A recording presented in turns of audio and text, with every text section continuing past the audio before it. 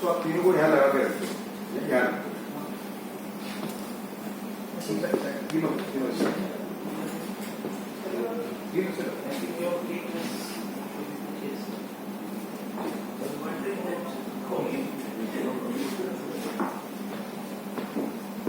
see the complaints of the copies of the police complaint with annexers are here, but we don't want to be accused of promoting pornographic content. You know, if you want to see, you can see it is so. I think you will see it's very bad. Now we have come to address you today for a particular reason. You see, we have done a lot of research. Safe Culture, Safe Bharat Foundation has done a lot of research in the last 2 years, less than 2 years, on how pornographic content is being served, displayed, and how it is affecting the society, how it is directly affecting rapes. If anybody says that this is a very sweeping statement, then we have got enough studies.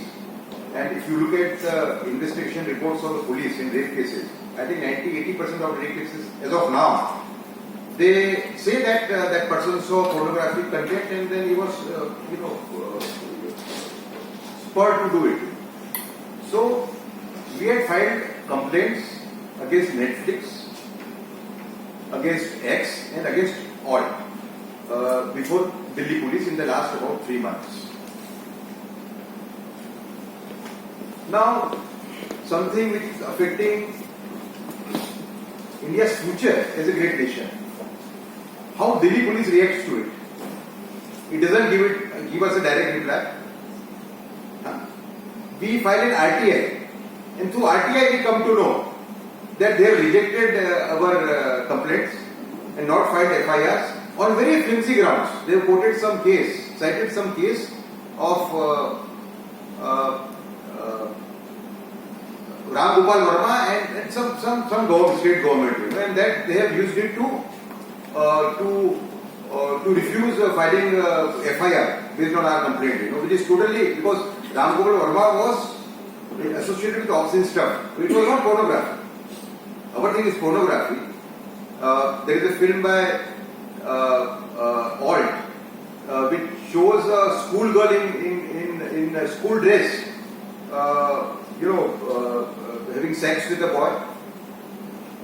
Now the argument given there by the company is, because this on the same basis a complaint was filed in FIR was filed in Mumbai about 2-3 days ago. Now the defense given is that that particular actress was not she was an adult when she did the scene. Now this is a very, very, very lame argument. It is like a false argument, because today phone has become a device of educational purpose. After COVID particularly, though 18-year-old boy, a little 18-year-old child cannot buy a phone, but then you know very well how they borrow phone. So basically this content is affecting children and kids and leading to rapes on minors, rapes by minors on minors. So this is a very serious situation. I feel extremely disappointed and sorry that the police of the capital of this country thinks in such a way. And now I think the police action is very, very, I think it gets exposed, because on the same basis against one of the companies, FIR has been filed by Mumbai police. And say, if I saw the evidence given by them, by that complainant, it's same. Of course, our complaint is much more extensive. It says that there are violation of 4 possible laws, 4 laws of the country. And I think the situation is very grave. Safe Culture, Safe Bharat Foundation is demanding a total ban on pornographic content. Let me tell you, in places like Middle East, Singapore, South Korea, only 20% of this kind of material is coming on social media or on other AV platforms as compared to India. Now, India in the last 10 years has taken many vows. Bharat ने गए 10 साल में कई प्रतिज्ञा ली है महान देश बनने के लिए, और प्रतिज्ञा पूरी भी की है। कोई भी ऐसा क्षेत्र नहीं है गए 10 सालों में जहां भारत ने अनेक गुना प्रगति न की। ऐसे समय में मैं मानता हूं कि भारत को एक और प्रतिज्ञा लेनी चाहिए कि वो विश्व का पहला विकृत सामग्री मुक्त देश बनेगा। और अगर 80% ऑफ दिस मटेरियल, 80% इसका जो मटेरियल है, अगर जो भारत में दिखाया जाता है ये नग्नता, ये अगर मिडिल ईस्ट और आपका साउथ कोरिया और सिंगापुर में कंट्रोल हो सकता है तो हम ये क्यों नहीं कर सकते। दूसरा मुद्दा ये आता है कि देखिए 2047 के अंदर विकसित भारत बनेंगे, ये हमने प्रतिज्ञा ली है।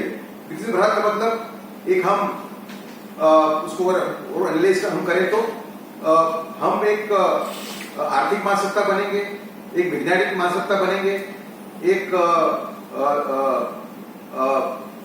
मतलब अपने एक बड़ी महासत्ता हम बनेंगे। लेकिन क्या हम सांस्कृतिक रूप से कंगाल देश बनेंगे, ये मुद्दा हमारे सामने है और हमें इसको एड्रेस करना ही पड़ेगा। सेव कल्चर से भारत फाउंडेशन ये नेम उठाई है कि हम ये जो कंटेंट मेकर्स हैं इनको हम कुछ भी करके इनको हम कानूनी तरीके से इनको जेल में भेजेंगे। इनकी जगह सभ्य समाज में नहीं है, इनकी जगह जेल में है, क्योंकि ये भारत को जो विदेशी आक्रमणकार हो गए उनसे भी ज्यादा नुकसान कर रहे हैं। किस बेसिस पे हमने कंप्लेंट फाइल की थी, हम क्यों कोर्ट में जा रहे हैं, इसकी जानकारी अब विनीत जिंदल जी देंगे। ये सुप्रीम कोर्ट के वकील हैं, इन्होंने हमारे बिहार पे कोर्ट के अंदर केस फाइल किए हैं। विनीत जी आप बताइए।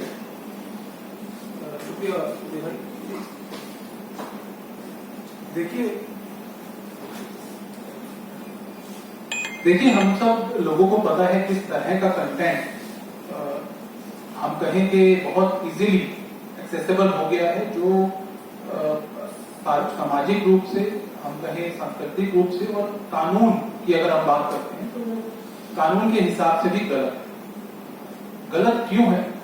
यहाँ बहुत सारे मैंने देखा, पहले काफी जजमेंट हम लोगों ने देखे हैं इस कंप्लेंट को फाइल करने से पहले कोर्ट में, तो बहुत जगह बात की गई है freedom of speech and expression की liberty of freedom of speech comes with certain restriction.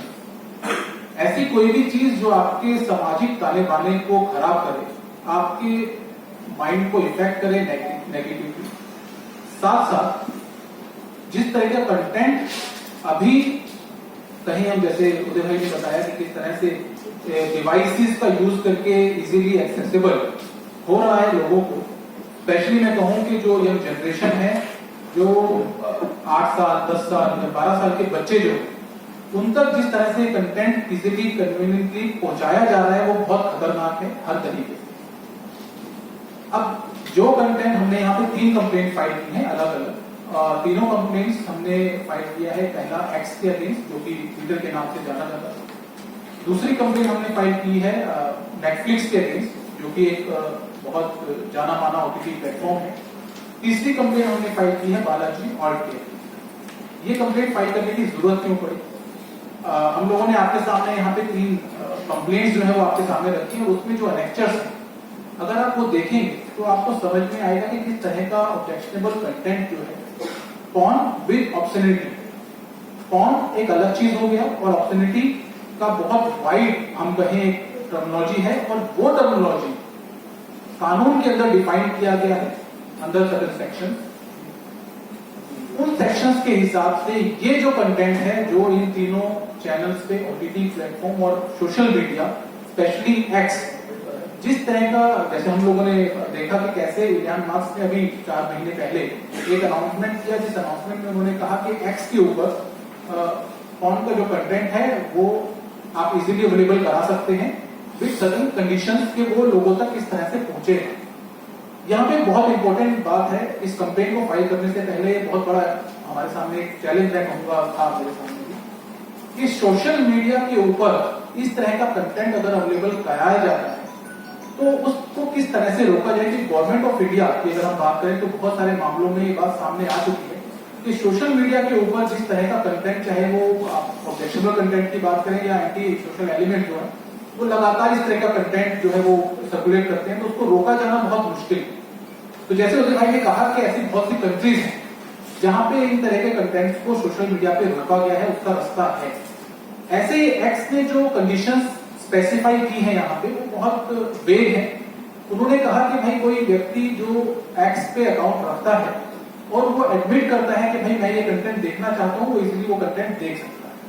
इसका मतलब ये हुआ कि अगर मेरा अकाउंट एक्स के ऊपर है, सोशल मीडिया पे अकाउंट कैसे बनता है हम सब लोगों को पता है। अगर मैंने अपना डेट ऑफ बर्थ डाला 1980 तो वो मुझसे कोई आधार कार्ड नहीं मांगेगा, मुझसे कोई प्रूफ नहीं मांगेगा कि मेरा एज कितना है। एक छोटा बच्चा 10 साल का बच्चा भी एक्स के ऊपर अपना अकाउंट बना और वो इजीली उस कंटेंट को, जो ऑब्जेक्शनेबल कंटेंट है, उसको इजीली देख सकता है। अब ये ऑफेंस है या नहीं है, इसके ऊपर भी एक आर्गुमेंट था कि भाई बच्चा अगर वो कंटेंट देख रहा है तो क्या वो एक ऑफेंस है? तो yes, under section 11 POCSO act that is an offence. Circulation of any pornography और objectionable content is also an offense. Airing any kind of objectionable and pornography content is an offense under BNS, previously IPC. There are specific section and also that is against the act which called obscenity against women. So these all three these acts are specifically specified that this kind of content cannot be used, circulated or aired in any of the manner. हम लोगों ने content के ऊपर application जो complaint हमने file कर दिया है, दैट इज फाइल, हमारे पास नंबर है उसका, और जल्द ही कल या परसों में वो लिस्ट भी होने वाला है। जहां तक बात है एक्शन की, मुझे लगता है कि एफआईआर इसके ऊपर बनता है। और कानूनी पहलुओं की बात करें तो बिल्कुल पॉस्को एक्ट की हम स्पेसिफिकली यहाँ बात कर रहे हैं, क्योंकि जिस तरह से इजीली ये सारा कंटेंट, जैसा उदय भाई ने बताया कि ऑल के ऊपर एक कंप्लेन हुआ और बॉम्बे के अंदर एफआईआर लॉन्च हुआ। यहाँ पे मैं कोट करना चाहूंगा एक और मैटर जो बहुत हाईलाइटेड मैटर है। एक हमारे देश की बहुत बड़ी एक्ट्रेस है, उनके हस्बैंड को अरेस्ट किया गया था पोर्नोग्राफी मूवीज बनाने को। मैं यहाँ नाम नहीं लेना चाहूंगा, लेकिन उनको पोर्नोग्राफी मूवीज बनाने को लेकर अरेस्ट किया। जब एक व्यक्ति को आप अरेस्ट करते हैं सेम कंडीशंस पे, सेम ऑफेंस पे, दूसरी तरफ आप मना कर देते हैं एफआईआर लॉन्च करने के लिए अगर कोई बड़ी कंपनी, मुझे लगता है गलत है। और कानून सबके लिए बराबर है, चाहे वो मल्टीनेशनल कंपनी हो, चाहे वो कोई भी बड़ा व्यक्ति हो। अगर कानून का उल्लंघन होगा तो उसके ऊपर कार्रवाई जरूरी है, और यहाँ साफ साफ कानून का उल्लंघन हो रहा है। और इसी को लेकर हम लोग आगे जा रहे हैं, और जल्द ही आप लोगों को इस बात की सूचना दी जाएगी कि इन लोगों के ऊपर, इन कंपनीज के ऊपर, जिन लोगों ने हमारे देश की संस्कृति को, हमारे देश के कानून को, हमारे देश के यंग जनरेशन है उसको नेगेटिवली इम्पैक्ट करने का, जिस तरह से रेप केसेस बढ़ रहे हैं, और ज्यादातर 80% केसेस के अंदर ये बात सामने आ रही है कि जो रेप करता है वो पोर्नोग्राफी देखने का आदी होता है। तो इस तरीके की चीजें अगर सामने है तो हमें कहीं ना कहीं जो लगातार ये चीजें बढ़ रही हैं उनको रोकने की जरूरत है। इस चीज को रोकने के लिए जो समाज में जो कृतियां आ रही हैं उन चीजों को रोकने के लिए हमें इस कंटेंट को रोकने की जरूरत है। इसी को लेकर उदय भाई ने बहुत बड़ा कदम उठाया, लंबे समय से काम कर रहे थे, और अब संजीव भाई भी बैठे हैं, उदय जी भी हैं, और हम सब लोग मिलकर ये कोशिश कर रहे हैं कि इस तरह के कंटेंट जो है वो हमारे देश में आने से रोका जाए, और इसको चाहे वो बच्चे हो या यंग जनरेशन जो है उनके पास पहुंचने से रोका जाए, क्योंकि ये हमारे देश के खिलाफ है, संस्कृति के खिलाफ है, कानून के खिलाफ। मैं एक कुछ चीज करना चाहूंगा इसमें, देखिए परिस्थिति कितनी गंभीर है, बात पे फिर से मैं थोड़ा प्रकट करूंगा। गए करीबन 2.5-3 महीने में 7 केस ऐसे हैं जहां भाई ने बहन पे बलात्कार किया हो पोर्नोग्राफी देखने के बाद। 2 केस ऐसे हैं जब बाप ने बेटी पे बलात्कार किया हो पोर्नोग्राफी देखने के बाद। और एक केस तो इतना घिनौना है कि उसका बयान करना भी अपने लिए एक वो है। उसमें एक बेटे ने अपनी माँ पे रेप किया हुआ है पोर्नोग्राफी देखने के बाद और दारू पीने के बाद। तो परिस्थिति कितनी गंभीर, इसका अंदाजा लगा सकते हैं कि जो भी हम बड़ी बड़ी बातें कर रहे हैं, अभी प्रगति हम कर रहे हैं, जैसे मैंने कहा, ये व्यर्थ है अगर हम इस पे अंकुश नहीं लगाते। और दूसरी बात, इवन वेस्टर्न कंट्रीज के अंदर, इवन अमेरिका में जो इसका मेन, उसके वहां पे भी मूवमेंट स्टार्ट हुए हैं इसको कंट्रोल करने के लिए। हमारी परिस्थिति ये है कि बॉलीवुड जो है वो इसका एक इनडायरेक्ट सपोर्टर है। ये पूरी जो प्रमुख व्यक्ति इसमें बॉलीवुड का बड़ा रोल है। एकता कपूर भी बॉलीवुड की भाग है। जो हमने कंप्लेंट की उसके अंदर एकता कपूर है, जितेंद्र है उनके पिताजी, उनको भी हमने इसमें कंप्लेंट में लिया है, और एकता और उनकी मदर को भी लिया है, शोभा कपूर। आप देखें कि जिस तरीके से सनी लियोन को जिस तरीके से लेजिटिमाइज कर दिया गया है, वो बताता है कि कैसे बॉलीवुड जो है वो इस टाइप के कंटेंट को डायरेक्टली या इनडायरेक्टली प्रमोट करता है।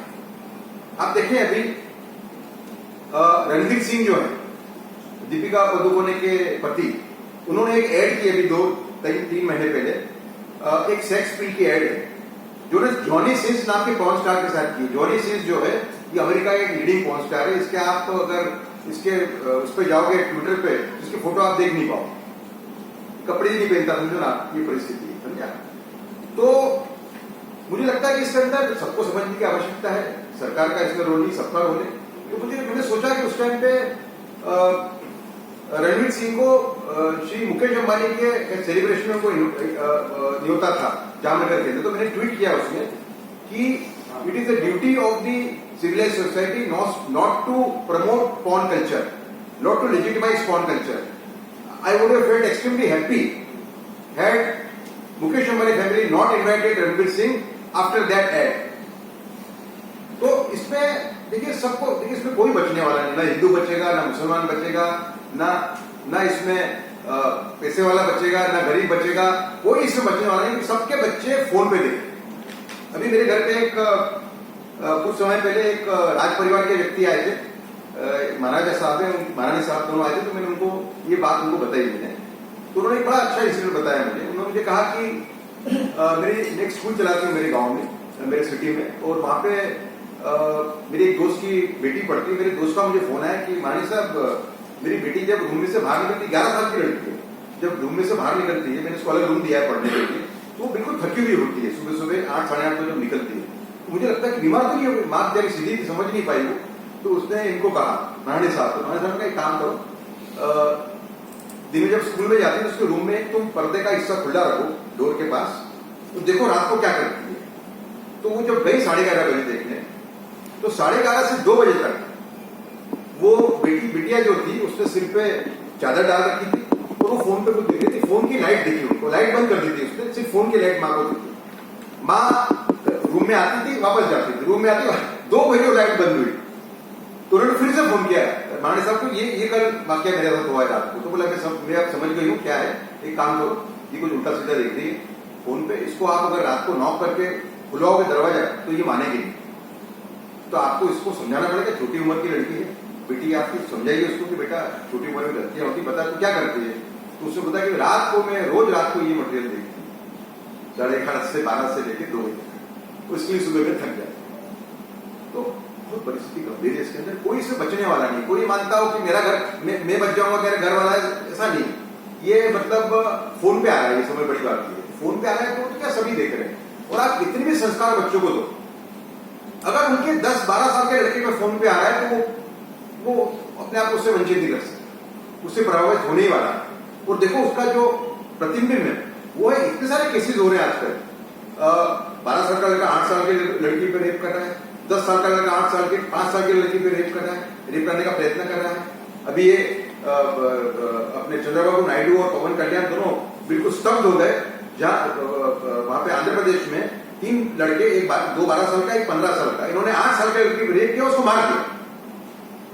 एक जो 7 किस्से बताया उसमें एक किस्सा ऐसा है जब माँ बाप बेचारे नौकरी पे जाते थे, मिडिल क्लास फैमिली के, घर पे बच्चे दोनों छोटे घर पे रहते थे, वो दोनों भाई बहन बॉन्ड देखते थे और वो उनका नाजायज संबंध हो गया। दोनों बहन बड़ी थी उसके अंदर, इस केस पे। तो ये पूरे देश में हो रहा है। मेरा मीडिया से अनुरोध है, मीडिया के अंदर जो गंभीरता इसकी होनी चाहिए वो नहीं है, ऐसा मैं मानता हूं, क्योंकि ये जो पूरा इकोसिस्टम है, ये पूरा इकोसिस्टम है, जैसे कि रणवीर सिंह वाली एड है, इसके पैसे मीडिया को भी जा रहे हैं, मीडिया भी कभी कभी प्रेशर में आता है, तो मीडिया को समझना पड़ेगा कि ये एक बहुत ही सेक्रेट मुद्दा है। ये मतलब ये ऐसा मुद्दा है कि इसके अंदर कोई बचने नहीं वाला है। जो आदमी इसमें शामिल है वो खुद भी इसमें बच नहीं पाए। ये परिस्थिति और बिगड़ती जाएगी, और बिगड़ती जाएगी। मैंने इसका विजुअलाइजेशन किया था 2004 में, जब जिस्म नाम की फिल्म आई थी बीपीएस बसु की। उस फिल्म के अंदर काफी कुछ उल्टे सीधे शॉर्ट्स थे। जब ये बात मैंने एक राष्ट्रवादी संस्था के मीटिंग में उठाई थी, लेकिन कुछ मेरे से हुआ नहीं। उसके बाद में इस फिल्म पर काम करता रहा। बाद में 2022 के अंदर परिस्थिति खराब हो गई, खास करके कोविड के आने के बाद, जब ऑनलाइन एजुकेशन हो गया और ओटीटी के आने के बाद ओटीटी के अंदर ओटीटी ने देशी पॉर्न को एक रूप दिया पूरा के पूरा, और बहुत खराब परिस्थिति। कम से कम देखिए 700 से 800 ऐप ऐसे हैं, उसमें कुछ कई ऐप ऐसे हैं जो एक्ट्रेसेस को अफोर्ड नहीं कर सकते। तो हमारे पास जानकारी ऐसी है कि वो कॉल गर्ल्स को हायर करते हैं। उत्तर भारत में उनका जो सेंटर है वो है मीरठ में उन्होंने स्टूडियो बना रखे हैं लोगों ने अपने फ्लैट्स के अंदर। वहां एक एक फोटोग्राफर को वो 10,000 से 12,000 रुपए पर डे देते हैं फोटोग्राफी के, वीडियोग्राफी के। तो उत्तर भारत मध्य भारत में बॉम्बे के इसका एक अड्डा है, हैदराबाद दक्षिण भारत में है, आपका मद्रास चेन्नई इसका अड्डा है। तो ये परिस्थिति बड़ी गंभीर है, और इसमें मेरे ख्याल से कोई ये सोचे कि भाई ठीक है हम तो इसके लाभार्थी हैं, इसमें क्या फर्क पड़ता है, इसको हम दबा देंगे। पर वो उसमें इतना याद रखें कि ये इतना बड़ा ये असुरी तत्व है, इससे कोई बचने वाला नहीं। लीवर जी हमारे साथीदार हैं, जेम्स ऑफ बॉलीवुड नाम की वेबसाइट ट्विटर हैंडल चलाते हैं, सेवा न्याय अध्ययन का काम करते हैं। सेवा न्याय अध्ययन नाम की इनकी संस्था है जिसके अंदर ये सिंध से जो बच्चे आए हिंदू रिफ्यूजीज उनको रिहेबिलिटेट करते हैं, उनको कॉम्पिटिशन में भाग लेने के लिए उनको ट्रेनिंग देते हैं। खुद डेटा साइंटिस्ट है ये, IIT गुवाहाटी और IIM कलकत्ता से पढ़े हुए हैं, और ये वेदा का क्लासेस लेते हैं ऑनलाइन, संस्कृत स्पीकिंग के क्लासेस लेते हैं, और हमारे बहुत ही करीबी साथीदार है। कुछ प्रकाश ये भी डालेंगे इस पूरे मुद्दे पे। कहिए। नमस्कार।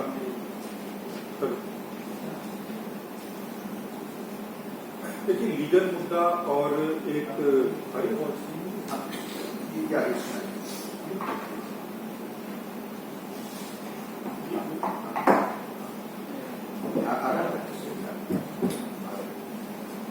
देखिए, इसके लीगल इश्यूज पे, सांस्कृतिक इश्यूज पे चंदर जी, उदय जी ने प्रकाश डाला। मैं आपको थोड़े दूसरे एस्पेक्ट बताता हूँ। पहला ये जो बात करते हैं लोग की फ्रीडम ऑफ स्पीच, तो लीगली इन्होंने बताया जिंदल जी ने कि फ्रीडम ऑफ स्पीच के लिमिटेशंस होते हैं, और ये बहुत स्वाभाविक है। ऐसा बहुत कुछ है। मैं यदि अपने घर के भीतर में पानी को भर के उसमें मच्छर पालना चालू कर दूं तो मुझे भी पेनल्टी लगा दी जाएगी म्यूनिसिपैलिटी के द्वारा कि भाई डेंगू बढ़ता है, तुम मैं अपने प्राइवेट कमरे के अंदर भी मच्छर नहीं पाल सकता। तो क्या है कि लीगल आप कितना ही फ्रीडम बोले, फ्रीडम तब तक में वैलिड है जब तक आपके फ्रीडम का इंपैक्ट पूरे समाज पे नहीं पड़ रहा। पहली बात।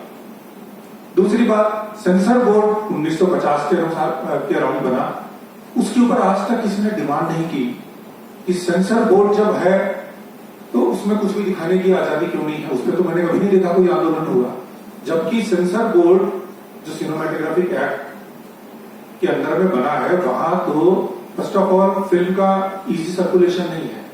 आप किसी सिनेमा हॉल में जाते हो जिसमें बना तब 3 या 4 शो होते थे, एक गेट कीपर पहले चेक करेगा कि आप 18 साल के हो नहीं हो, फिर जाने देगा। जो गेट कीपर वाले जो मैकेनिज्म है वहां पर भी सेंसर था।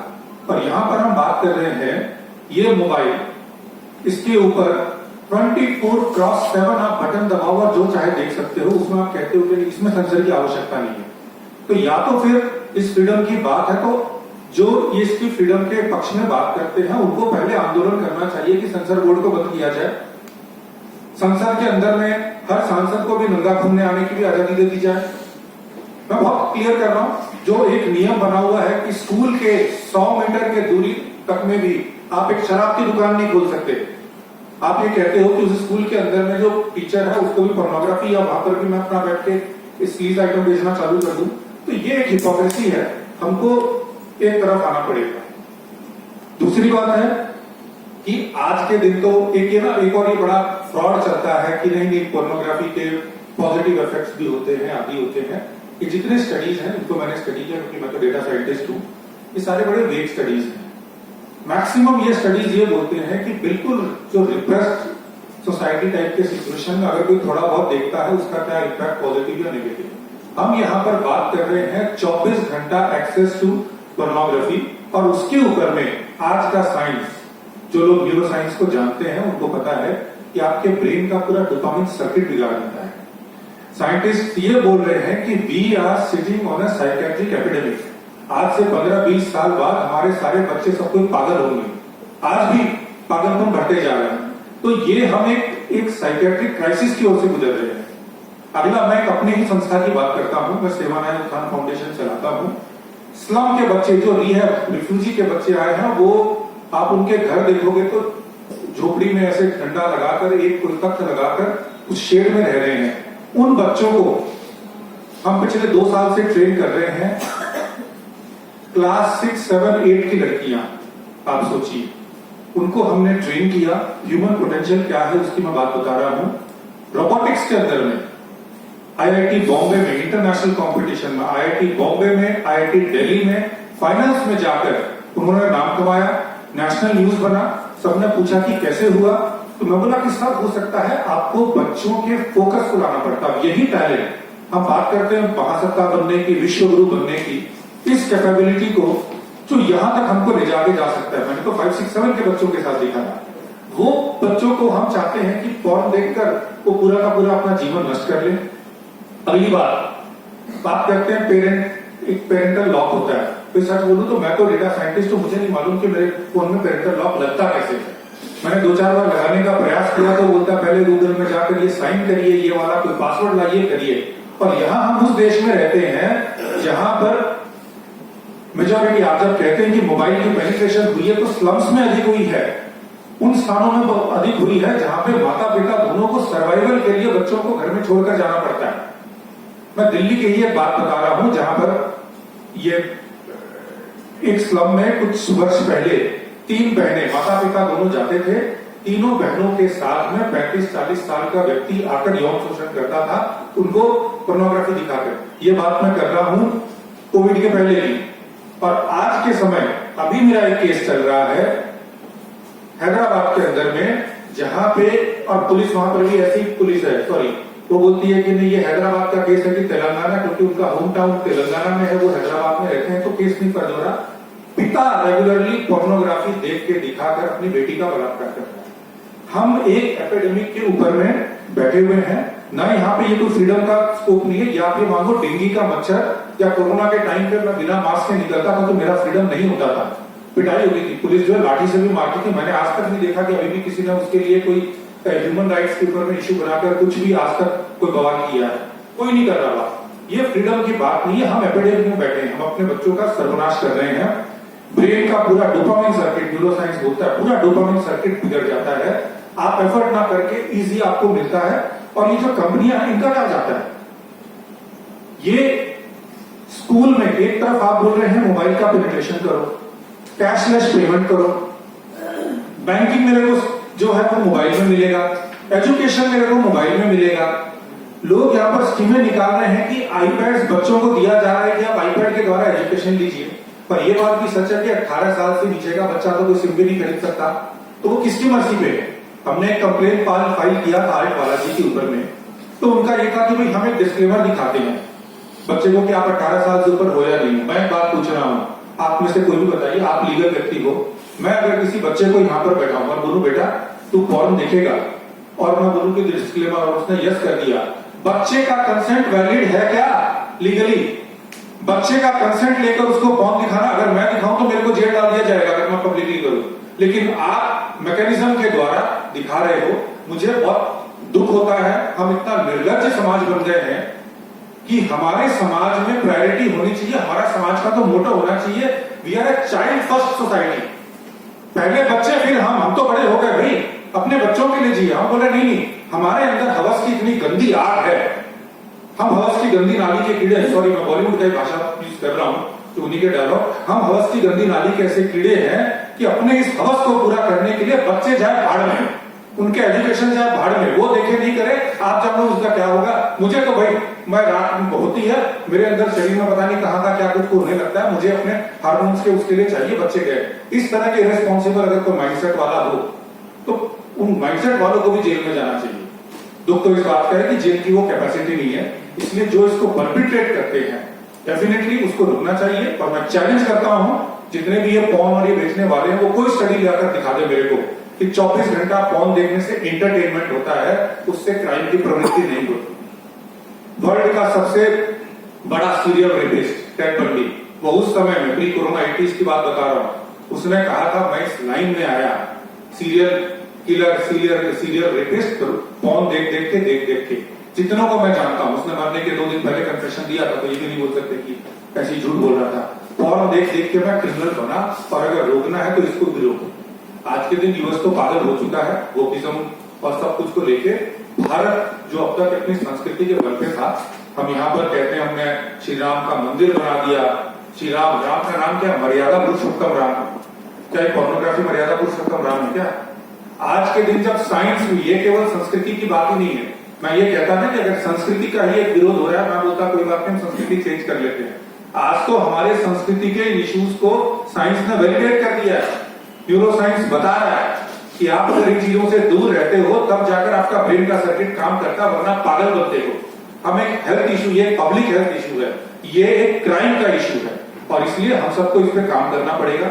मेरा जेम्स ऑफ बॉलीवुड का एक हैंडल चलता है, उसमें बार बार ऐसे क्लिप्स दिखाते हैं ये, और कईयों को तो कई जो बात करते थे ना फ्रीडम की, तो मैं यही कहता था कि ये एक केस हमारा हुआ था, ये आर्ट बालाजी के विरुद्ध में केस आगे तक गया, उदय जी भी साथ में, तो उन्होंने ये बोला कि ये क्लिप आप अभी सामने देख सकते हो, अपने बच्चों को दिखा सकते हो।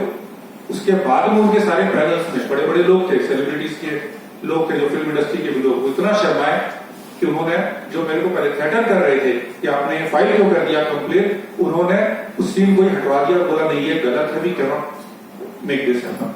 तो this is a pandemic we are sitting on and it's our collective responsibility.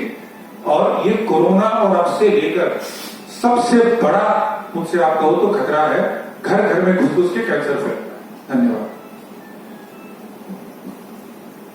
अंत में ये कहना चाहूंगा मैं कि जैसे इन्होंने कहा कि टेड बंडी का एग्जांपल दिया, टेड बंडी को फ्लोरिडा जेल में उसको मौत की सजा हुई थी। 2 दिन पहले उसने एक इंटरव्यू दिया और उसने ये बताया कि फ्लोरिडा जेल के अंदर भी बलात्कार के आरोपी थे। मैंने सबसे बात की और हम ये नतीजे पे पहुंचे हैं कि pornography is the main instigator of the rapist. इसके साथ हमारे पास दूसरी 8 स्टडीज हैं, हमारे पास पूरा मटेरियल इसका, हमने 1.5 साल में बहुत काम किया है इसके ऊपर।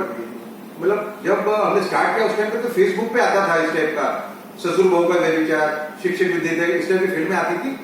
सीन्स इतने खराब नहीं होते थे, लेकिन आता था वो। उससे ही मैं बाद में जब मैं जेम्स ऑफ इनसे संपर्क में आया, इन्होंने काफी रिसर्च किया और बाद में अब ये हो गया है कि प्राइम वीडियो हो, सभी ये सर्व कर रहे हैं। नेटफ्लिक्स के हमने ये जो हमने एग्जांपल नेटफ्लिक्स के जो निकाले थे, 125 एग्जांपल निकाले थे अलग अलग फिल्म में से, एक फिल्म में से नहीं। जो पोर्नोग्राफी के एग्जांपल हम नेटफ्लिक्स के हैं वो 125 अलग अलग फिल्म में से कुछ नहीं हमने इसके अंदर, लेकिन हमारे पास 125 एग्जांपल है। ये एकता कपूर की फिल्म की जो बात कर रहे हैं, जो ये गए अपने जो सेल्फ मैकेनिज्म है इसका ओटीटी का, उसके अंदर कंप्लेंट, वो फिल्म बड़ी विचित्र है। उसमें एक पुरुष है जिसके व्यभिचारी संबंध अपनी दादी से हैं, अपनी सौतेली माँ से हैं, अपनी चचेरी बहन से, अपनी भाभी से। तो ये उसके अगेंस्ट में गए, तो हियरिंग के अंदर मैं भी जुड़ गया। ऑनलाइन हियरिंग था, उसमें मणिरत्नम की धर्मपत्नी सुहासिनी मणिरत्नम जी भी थी उसके अंदर, और एक सीकरी थे इसमें जो सुप्रीम कोर्ट के जज है। तो एकता कपूर के वकील भी थी। एकता कपूर के वकील ने कहा, उसने कुछ कोर्ट किया कि नहीं, तो ऐसा था, बड़ा लेम टाइप का आर्गुमेंट था, याद नहीं मुझे। मैंने उससे एक ही पूछा, मैंने कहा आप ये बताइए कि ये जो फिल्म है, ये जो फुटेज है, या आपके बेटे या प्रपौत्र या बेटी या प्रपौत्र को आप दिखा सकते हैं? हाँ के नाम में मुझे जवाब चाहिए। एक भी मेंबर हाँ के नाम में जवाब नहीं दे पाया। उन्होंने कहा कि आपने कंप्लेंट में जो लिखा हमने देख लिया। तो देखिए, अच्छा दूसरा, कोई ये कहेगा कि हम लोग सिर्फ इनके पीछे पड़े हुए, ऐसा नहीं, हम जागरूकता का भी काम करें। सेव बजट से भारत फाउंडेशन का एक बहुत अच्छा टाइप है गुजरात सरकार के साथ में। गुजरात सरकार के जो गुजरात के मुख्यमंत्री भूपेंद्र भाई पटेल बहुत ही संस्कृति प्रेमी व्यक्ति है, बहुत ही सेंसिटिव व्यक्ति है। मैं तो ऐसे सेंसिटिव व्यक्ति मैंने कम देखे पॉलिटिक्स के अंदर। जब मैंने उनको बताया कि हमने ग्रेटर नोएडा में कार्यक्रम किया था 2023 जून के अंदर, जहां हमने सांस्कृतिक योद्धा पुरस्कार दिया 8 लोगों को जो संस्कृति को बचाने के लिए लड़ रहे थे। 1-1 लाख रुपए हमने दिया था। उसमें योगी जी आए थे, उसमें सुमित्रा महाजन जी आई थी। जब मैंने उनसे ही बात की, उन्होंने कहा कि भाई ये काम तो सरकार का है, हम गुजरात सांस्कृतिक योद्धा पुरस्कार देंगे, पैसे सरकार देंगे, आपको सिर्फ जुड़ना है हमारे साथ। हमने एक कार्यक्रम कर लिया, 8 जनों को गुजरात सरकार ने 1-1 लाख रुपए दी। अब हम सूरत में करने वाले हैं, हम बड़ौदा में करने वाले हैं, हम राजकोट में करने वाले हैं, और साथ में एक और हमने एक्सपेरिमेंट किया कि भाई यूथ इसमें इन्वॉल्व है, यूथ को जागरूक करने के लिए क्या करना है हमें। तो हमने ये सुझाव दिया मुख्यमंत्री जी को कि आप हम दोनों मिलकर, मतलब स्टेट बजट से भारत फाउंडेशन और गुजरात सरकार मिलकर Gujarat state cultural innovation contest को ऑर्गेनाइज करें। गुजरात स्टेट वक्तृत्व सांस्कृतिक वक्तृत्व स्पर्धा, उसके अंदर 5 टॉपिक दिए, 3 टॉपिक इस ओटीटी वाले और सोशल मीडिया वाले जो फोटोग्राफी के टॉपिक को कवर कर रहे थे।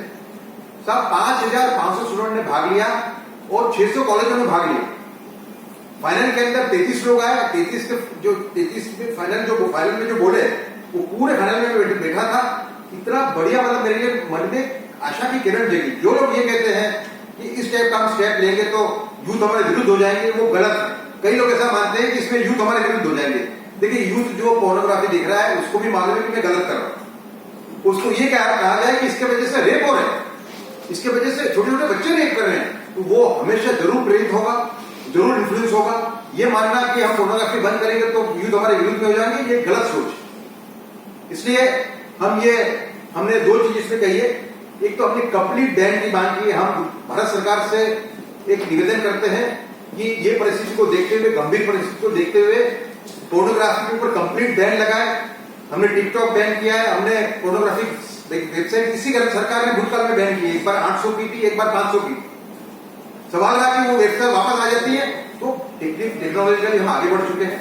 कई ऐसे तरीके हैं, अगर इच्छा शक्ति है सरकार में तो ये काम हो सकता है। और दूसरा हमने एक सुझाव दिया है देशी पॉर्न को कंट्रोल करने के लिए।